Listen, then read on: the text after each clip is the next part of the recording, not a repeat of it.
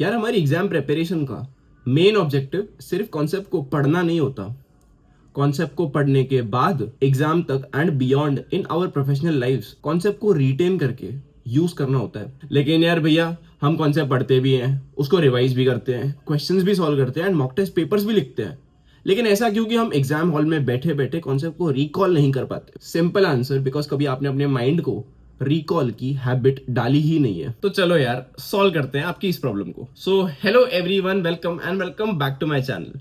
My name is Jash Keswani. Professionally, I cleared CA and CS both at the age of 21, and by grace of God, I happened to clear with an All India Rank 3. And यार, one of the biggest concerns I get all the time is कि यार हम concept पढ़ने के बाद, revise करने के बाद, उसके क्वेश्चंस भी सॉल्व करने के बाद हम कॉन्सेप्ट को रिकॉल क्यों नहीं कर पाते हैं? And that to examination and mock test paper जैसे हाई प्रेशर सिचुएशन में अगर हम कॉन्सेप्ट को रिकॉल ही नहीं कर पाए, हमारी पूरी की पूरी प्रिपरेशन के ऊपर पानी फिर जाता है। इतनी सारी मेहनत पूरी की पूरी एक वेस्ट ऑफ टाइम है अगर आप एग्जाम के टाइम में कॉन्सेप्ट्स को प्रॉपरली रिकॉल ना कर पाओ। सो हियर आर 5 स्ट्रैटेजीज जो आपके रिकॉल का गेम बदल के रख देंगे। एंड यार, वीडियो के एंड में कुछ बोनस टिप्स भी शेयर करूंगा, सो वीडियो को एंड तक देखना ना भूलियो। Starting with tip number 1, active recall. यार देखो, हम स्टूडेंट्स को ना एक गंदी बीमारी होती है, लुक एंड लुक अवे वाली बीमारी। मतलब हमें कॉन्सेप्ट पढ़ते तो हैं, हमें कॉन्सेप्ट को पढ़ते हैं, हम कॉन्सेप्चुअली क्लियर हो जाते हैं, हमें कोचिंग क्लासेस में कॉन्सेप्ट पढ़ाया जाता है, उसके बाद हम घर आके वो कॉन्सेप्ट रीड करते हैं। फिर हम क्या करते हैं?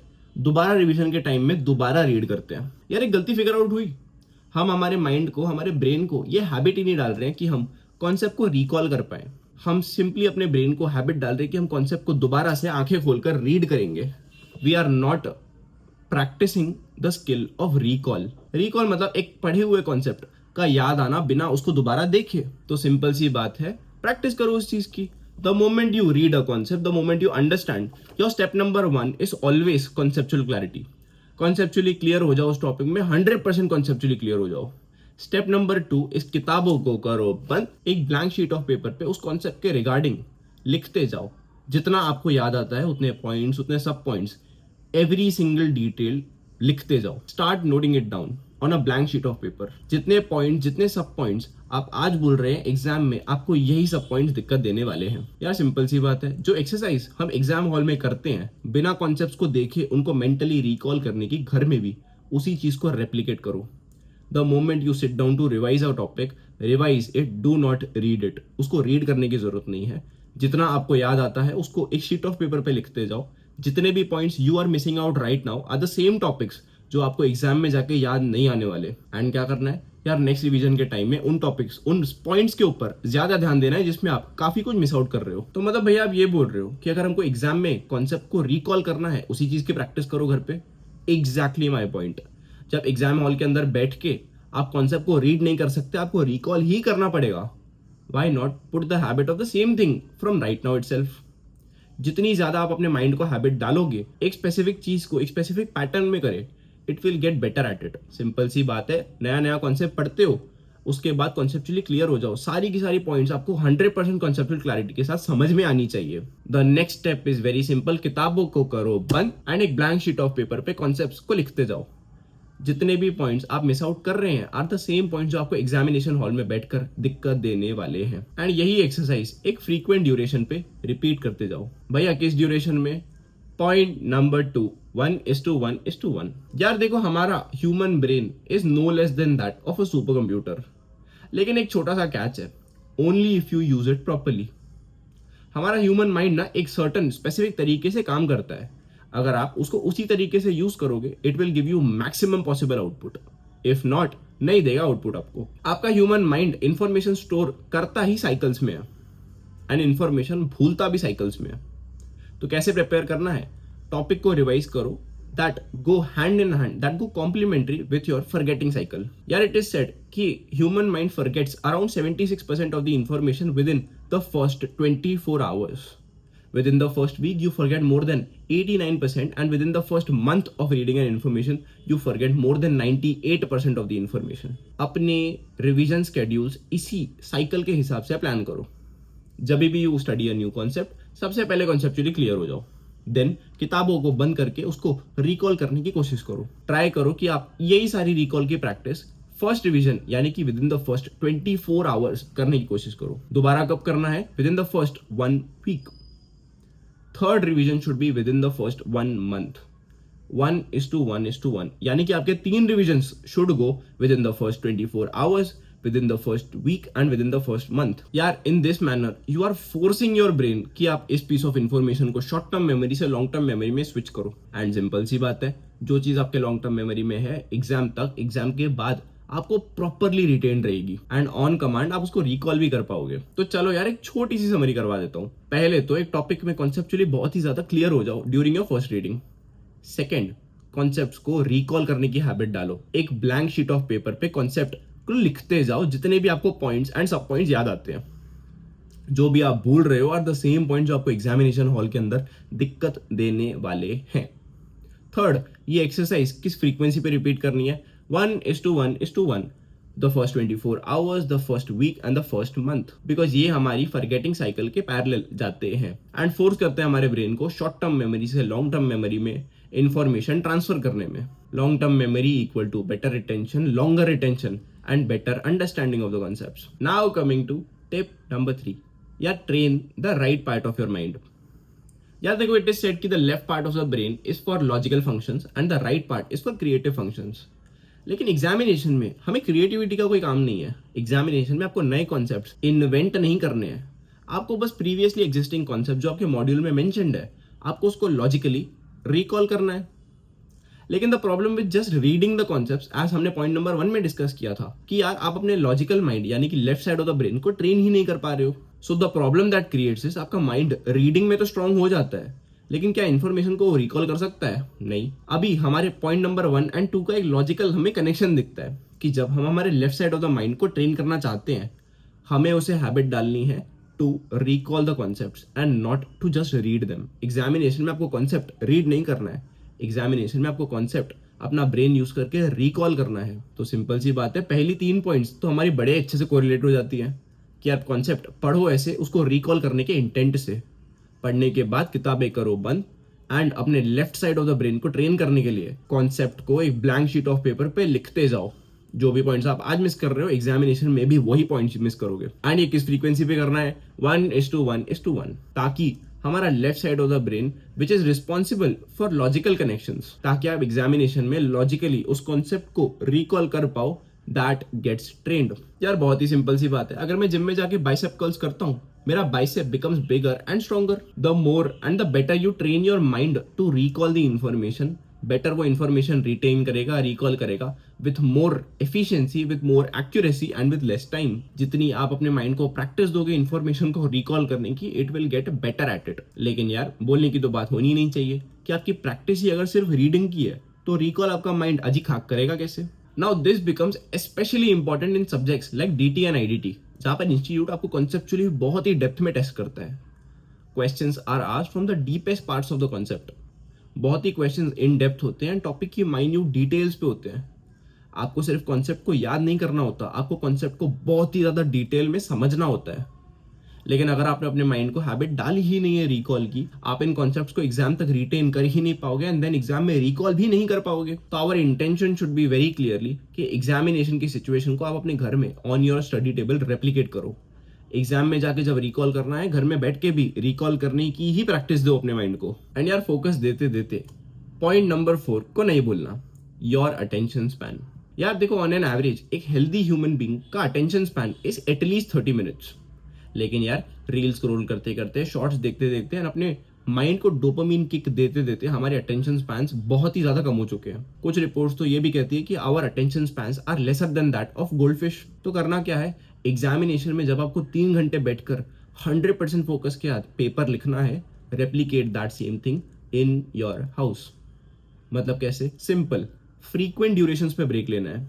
मतलब 30 मिनट्स पढ़ो, 5 to 10 मिनट्स की break, and then eventually increase the time. 30 से करो 45 एंड देन ब्रेक का टाइम कांस्टेंट रखो। 45 मिनट्स की स्टडी सेशन, 5 to 10 मिनट्स की break, then gradually increase it even more. 1 hour का स्टडी सेशन, 5 to 10 मिनट्स की break, 1.5 hour, 2 hours, 2.5 hours and then 3 hours, 3 hours का study session and एक लंबी चौड़ी सी ब्रेक। धीरे धीरे अपनी कैपेसिटी बिल्ड करते जाओ। यार देखो, this tip is very very important, लेकिन it is not going to happen overnight. यार मुझे भी बहुत सारा टाइम लगा था अपनी ड्यूरेशन को 30 मिनट से 3 hours तक लाने में, लेकिन क्या चीज पॉसिबल है? एब्सोल्युटली पॉसिबल भी है, and examination point of view से बहुत ही ज्यादा जरूरी भी है, बिकॉज एग्जामिनेशन के पूरे 3 hours में आपको without any distraction, without any conformation, आपको 3 घंटे रगड़ रगड़ के लिखने की हैबिट डालनी ही पड़ेगी। So why not practice the very same thing from your house itself. अपने स्टडीज में एडिक्वेट ब्रेक्स लीजिए, एंड ब्रेक्स के कुछ डोंट्स है। ब्रेक में अपने माइंड को रेस्ट दीजिए। Do not scroll reels, shorts और anything that stimulates your mind. Break में बस आंखें बंद करके लेट जाइए आराम से। सोना नहीं है, बस लेटना है आंखें बंद करके। अपने माइंड को रिलैक्स करना है, ताकि आपका माइंड थोड़ा रिलैक्स होकर अगले स्टडी सेशन के लिए अपने आप को प्रिपेयर कर सके। And then repeat the same cycle. आपका स्टार्टिंग का ड्यूरेशन बहुत ही कम होगा, लेकिन ग्रेजुअली इंक्रीज भी वही होगा। स्टार्टिंग में 30 minutes with 5 to 10 minutes of break, then 1 hour, 2 hour, eventually you will reach your goal of 3 hours। क्योंकि एग्जामिनेशन 3 घंटे की है, हमको 3 hours फुल एफिशिएंसी के साथ एग्जामिनेशन के क्वेश्चन पेपर से लड़ना है। So why not put the same habit into use. Examination की उसी हैबिट को घर में अपने रेप्लिकेट करना आपकी रिस्पॉन्सिबिलिटी है। And the last and the final tip, auto focus. Tip number 5। यार मेरे मेजॉरिटी ऑफ द डीएम्स भरे हुए होते हैं विद द क्वेश्चन कि यार आपका स्टडी रूटीन क्या था, आपका टाइम टेबल क्या था। यार देखो, जरूरी नहीं है कि जो मेरा टाइम टेबल था that will work for you, because यार देखो very clearly, my strengths are not your strengths and my weaknesses are also not your weaknesses.